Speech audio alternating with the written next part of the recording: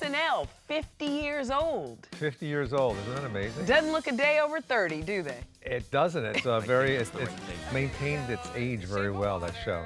That's interesting because I look at some of the cast members that are on there now. Yeah. And I think, I left that show 20 years before they were even born. You know? Can I offer you a glass of water or a glass of wine? A little wine? I did not know how to write sketches. I was just a stand-up guy. I crafted jokes. Yeah. And I didn't know how to do characters.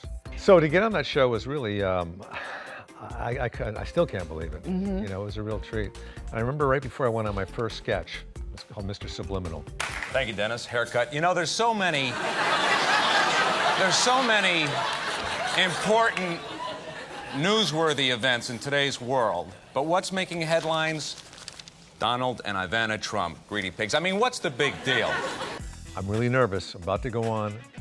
We're in the commercial, coming back in 10 seconds. And Lorne Michaels, the creator of the show, puts his hand on my shoulder. He goes, "Are you sure this is what you want?" And what the heck are you supposed to say right before you walk on? I said, "Get out of my way." Do you have a favorite character that you played? I was just talking to Dana this morning. We were just reminiscing about how much we loved Hans and Franz and how much they made us laugh when we were writing them. I'm Hans. I'm Franz, and we want to pump you up. They're so defensive, and they're such losers, and they're so insecure. Speaking of, Entertainment Tonight has been with you for a very long time, so I want you to take a look at this. This is one of our first interview with you on the set of SNL. Baby man's barbell right here. Because only babies could lift it. That's right. All right. What was the question? We forgot the question. Wow. What do you think when you see those Well, kids? I think I haven't changed a bit, but Dana got a lot older. When did you know, like, ooh, Dana, this is turning here for us. This is something. We came up with the characters after the first year. We were touring on the road doing stand-up comedy together, and I was watching Showtime, Up Close and Personal, Arnold Schwarzenegger. And they asked him, they said, "What do you do when you come into a town?"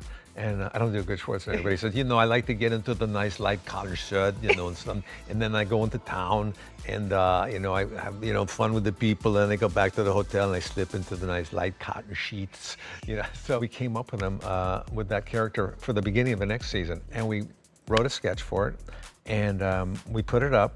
And the audience reaction was okay. It wasn't like killer, and then a couple weeks went by, and I said, "Dana, we should do that again. Let's put it out there again." And we wrote it again, and we put it out there, and the audience just recognized it, and they loved it. And after that, it was just, Yeah, and you too, Stuart Smalley, you sensitive, pathetic, girly man, because you're puny enough, you're flabby enough, and doggone it, you're a loser.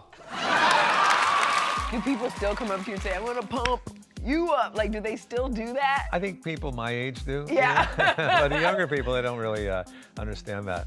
But, I remember doing that, and then I'd be walking on the street, and people yell at me, "Hans and Franz, there's Hans and Franz." Oh, no, it's just me. It has to still feel good that all these years later, that has stayed, that sketch has staying power. Yeah, it really does.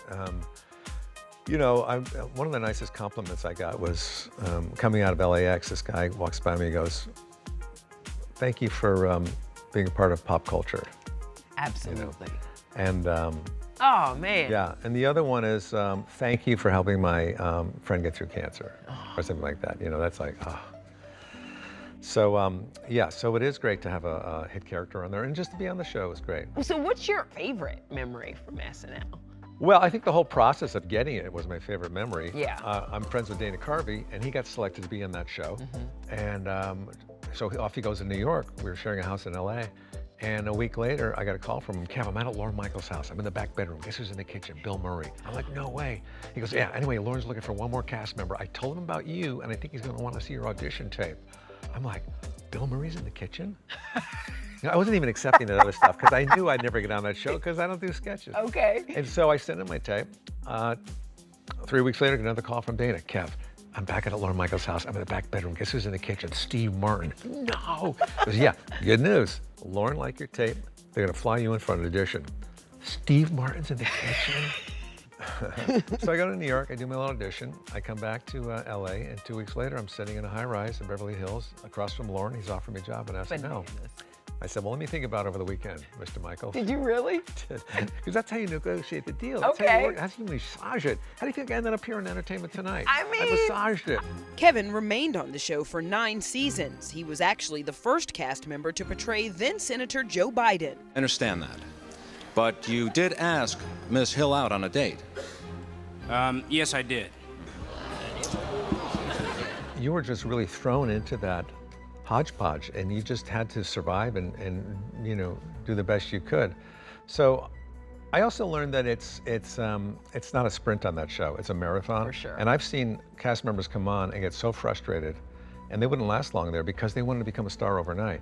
I loved the gig. I didn't want to go anywhere. You know, I'm staying there. I'm going to work with all these hosts and these musical acts that I grew up, you know, Aerosmith and James Taylor, Paul McCartney, Mick Jagger.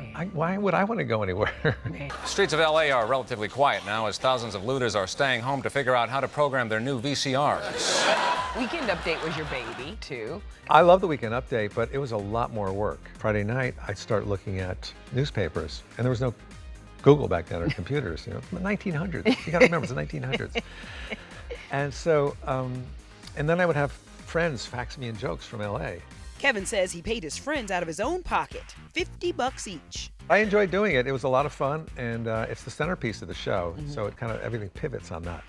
So it was quite a thrill. When you think about that time, though, on SNL, and you think about, like, what other opportunities came from that. I got, you know, a lot of offers. I got to do Weeds on Showtime. Yeah. And sitcoms. I did a sitcom right here on this lot called Man with a Plan with Matt LeBlanc. I think I came over to that set, actually. Background, action.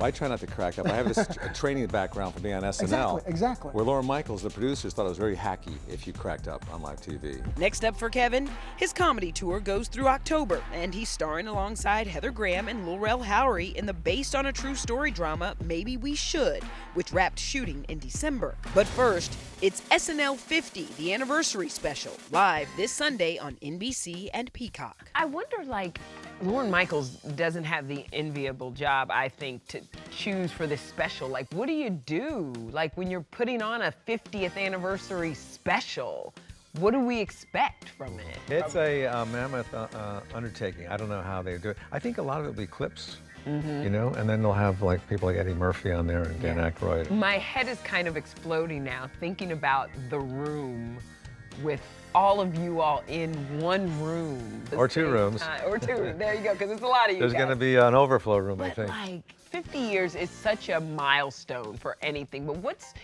the key to it? Is it just like we feel good when we laugh? Like everybody wants to laugh? I think that's a big part of it, but also it's a mainstay. People are used to it. I mean, it's been around since you were born. You know, you grew up with that.